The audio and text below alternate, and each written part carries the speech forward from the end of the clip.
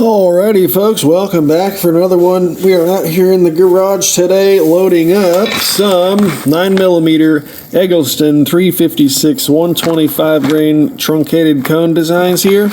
They sent in a sample pack for us to load up and test out. So that's exactly what we are doing. If you don't know by now, we are running the Fiocchi small pistol primers. Winchester 244 powder right up yonder way. We are using mixed range brass with the Fiocchi primers, and you can see that nice little dent from the corn cob sitting on the priming ram. Look out for that. Anyways, we've got our lead dies set up everywhere, sizing, seating, and crimping over here.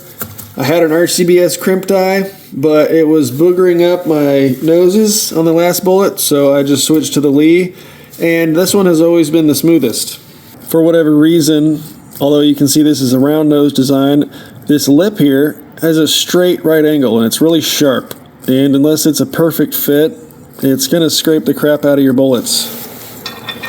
And although I'm pretty sure it would work on this one, see how freely that one just kind of floats around in there?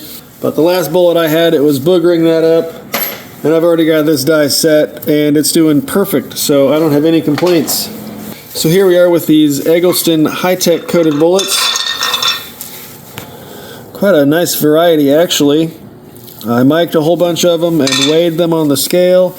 We had a range of 124.3 grains to 125.1. That's less than a grain of swing. So we're at less than a percentage point of difference in any of our bullet weights. So that's going to be way more consistent than the capacity of our mixed brass. So as far as load consistency, the bullets aren't going to be an issue here. So like I said, they're all mic'd at 356, and they're all right around 125 grains, just like it says on the packaging. We're running 4 grains of the 244, and we're right at 1.075 overall length. And I really like this bullet design. It's got this bevel base, almost like a boat tail. It helps you get your bullets started seating very easily. You can just kind of set it on there. It doesn't have to be perfect. And then this Lee seating die actually helps guide it in very well. That RCBS with that sharp right angle, it would, if it came up anywhere but straight and perfect, it would basically just grab that and push down and scrape the whole side up. It was ugly. But I only did a few of those before I switched to a different stem. The second RCBS stem was still doing it. Switched to a Lyman stem that would fit in the same die.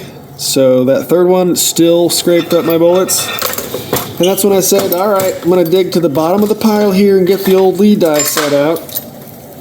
And what do you know? The cheap Lee dies that everybody talks crap on, is doing perfect here. The whole set, aside from the Dillon powder through die, is all Lee. Carbide sizing die and carbide factory crimp die. And I'm quite enjoying this setup. I don't know why I even got the RCBS dies.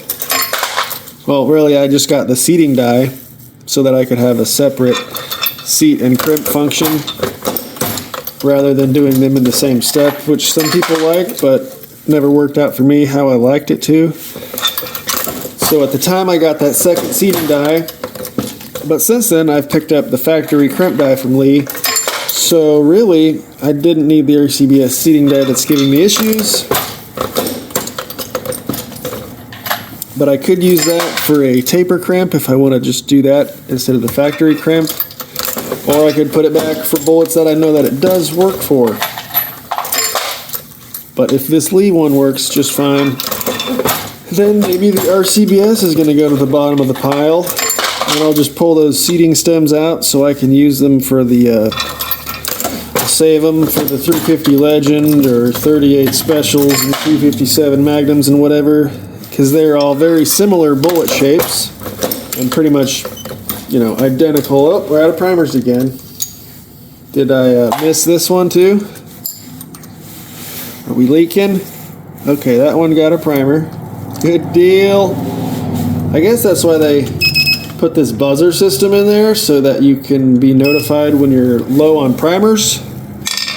But dummy apparently didn't put the flap over. So I've just got a partial tube here from what I couldn't get in. So we'll do maybe whatever was able to fit in there. And I'll have to fill it up here in another 10 or 20 cases again. So let's put our buzzer over because that lets us know when there's about 6 left, if I recall.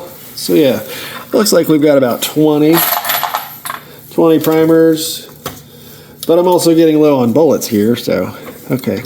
Gotta pull him out, rotate, seat the bullet here so we don't double charge, and then I'll just put new brass in here so it gets sized and then primed. There we go. I did this on the last video.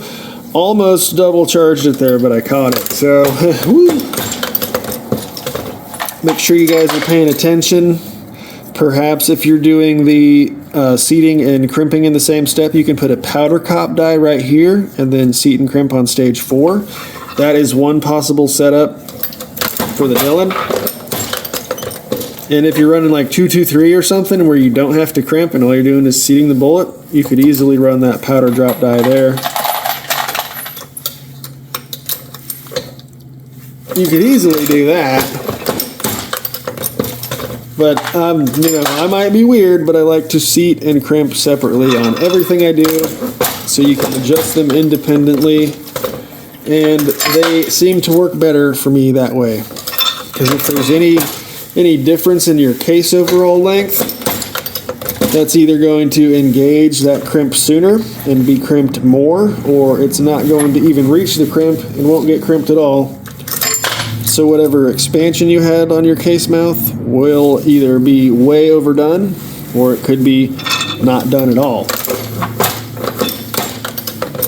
Because if this die's in a static spot, it's pushing this bullet to here, but the brass, you know, it might not be the same length. It's obviously not going to work the same every time. And that's unless you want to trim your pistol brass every single time, which we might call you a madman for.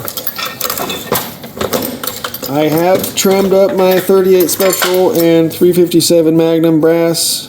I did a whole big batch of them one time just to uniform them, but I still didn't seat and crimp together. I just wanted that peace of mind knowing that this is so consistent and it makes me feel good about myself.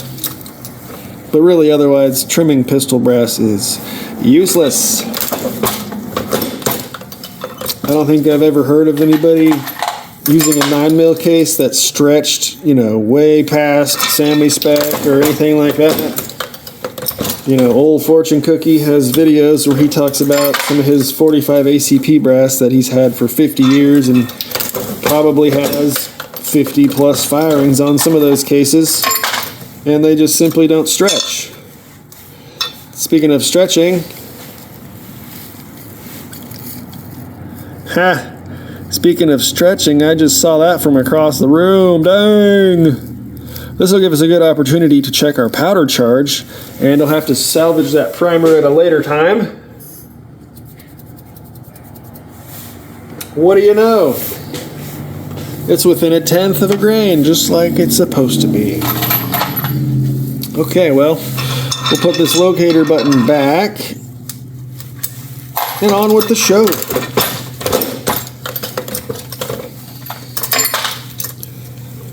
Otherwise, the old 550 is running just as smooth as ever. Drop the tube. Alright, by the way, I super duper hate these Hornady primer loading tubes.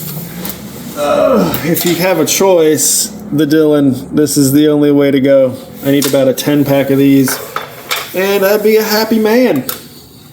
Anyways, let's dump the Hornadys, and then you got to remember to punch the one out at the top because it always gets stuck. And replace the alarm so that we know we're not going to run out again like an idiot. And once again, on with the show.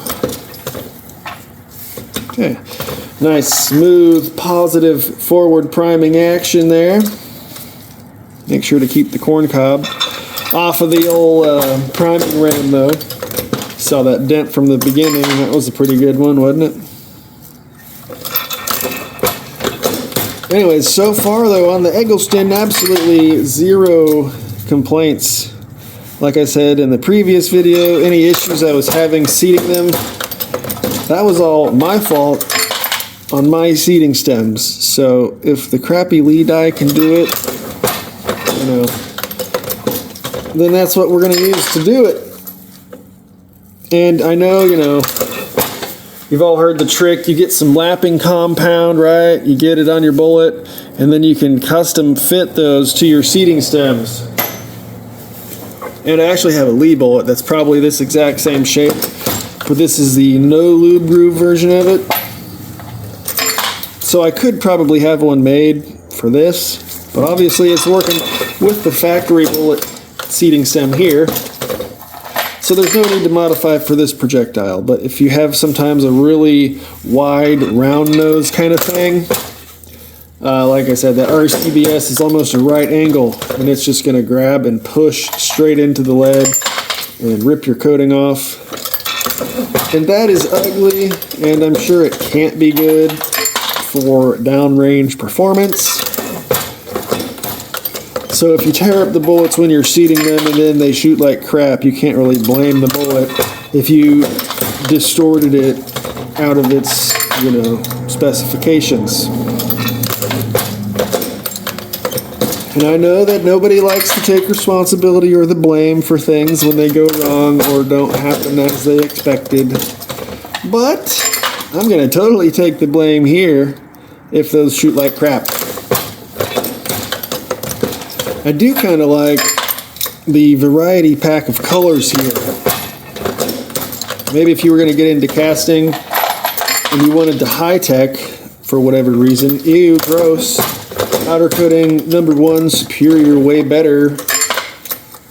Anyways, jokes aside, if you wanted to see what some of the high tech coatings look like, I mean, there's a pretty good sampling.